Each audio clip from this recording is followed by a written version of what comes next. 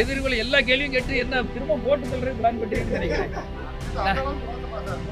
ஓட்டு தள்ளுற ஒருத்தன் கேட்காம ஒருத்தன் மிரட்டுறான். நீங்க என்ன சார் திடீர்னு டிஎம்கேக்கு போறீங்க?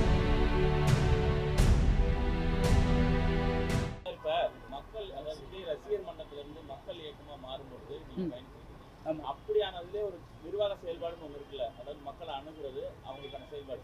இப்போ ஒரு பெரிய கட்சியாக மாறி இருக்கும்போது அந்த அணுகுமுறைக்கான தலைமை பக்குவமாக அவருக்கு இருக்குன்னு நினைக்கிறீங்களா? தலைமை பக்குவம் அதாவது பயிற்சியாளர், நல்ல பயிற்சியாளர்கள் வேணும் சார். நல்ல தகுதி வாய்ந்தவர்கள் வேணும், நல்ல பக்குவப்பட்டவர்கள் வேணும், திறமையாளர்கள் வேணும்.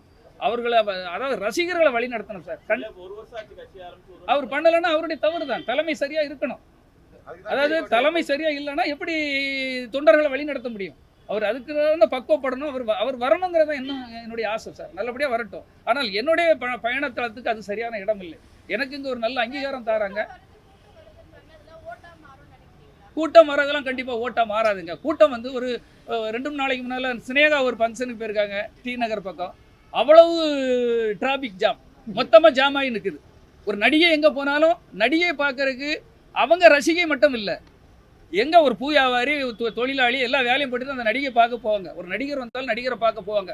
அதுக்காகவே புரட்சி ஏற்படுத்தி விட்டது, அவருக்காகவே அவ்வளோ ஓட்டம் போட போறாங்க, நாட்டையே தலைகளாக மாற்றி விடுவார்கள் அப்படின்னு கனவுல கூட நினைக்க வேண்டாம். நீங்க ஒர்க் பண்ணணும், மக்களுக்கு களமிறங்கி வேலை பார்க்கணும், மக்களுடைய பிரச்சனைகள்லாம் தீர்க்கணும். ஏழை இளைஞர்களுக்கு என்ன பிரச்சனை இருக்கு, வேலை வாய்ப்பு பிரச்சனை என்ன, நீராதாரம் பிரச்சனை என்ன, விவசாயிகள் பிரச்சனை என்ன, தொழிலாளர்கள் பிரச்சனை என்ன, நெசவு தொழிலாளர்கள் பிரச்சனை என்ன, திருப்பூர் பனியன் ஃபேக்டரி பிரச்சனை என்ன, அத்தனை பிரச்சனைகளை பற்றி எங்கேயா பேசுறாங்களா? சும்மா சிஎம் குறை சொல்றது, அவரை குறை சொல்றது, இவங்களை தாக்குறது, இந்த விஷயங்களை விட்டுட்டு மக்கள் பணிக்கு வாங்கன்னு தான் நான் சொல்றேன். ஆமா,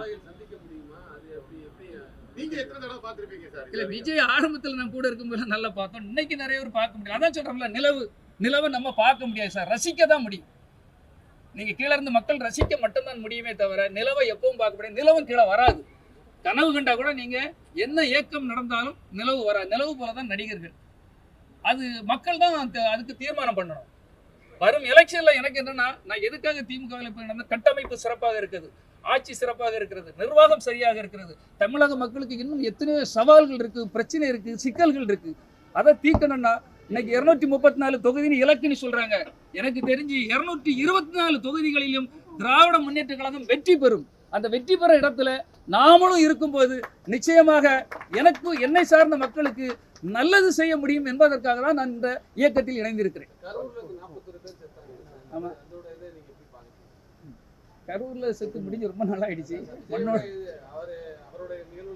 இல்ல, அது நிகழ்வுகள் நடந்தது. அதுக்கும் நான் சொல்றேன் சார், அதுக்கும் நிர்வாகம் செய்த தவறுகள் தான்.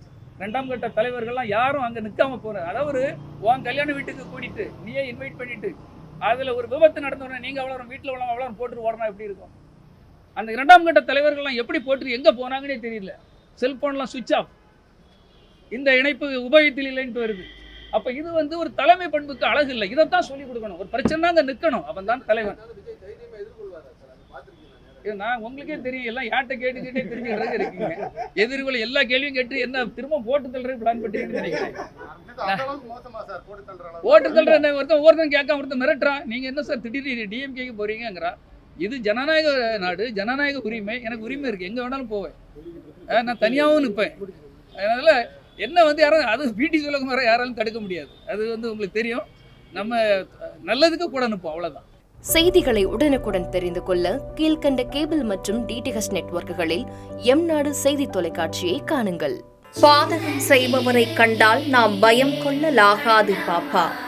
மோதி மிதித்து விடு பாப்பா, அவர் முகத்தில் உமிழ்ந்து விடு பாப்பா. அண்மை செய்திகளை உடனுக்குடன் தெரிந்து கொள்ள இணைந்திருங்கள் எம்நாடு தொலைக்காட்சியுடன்.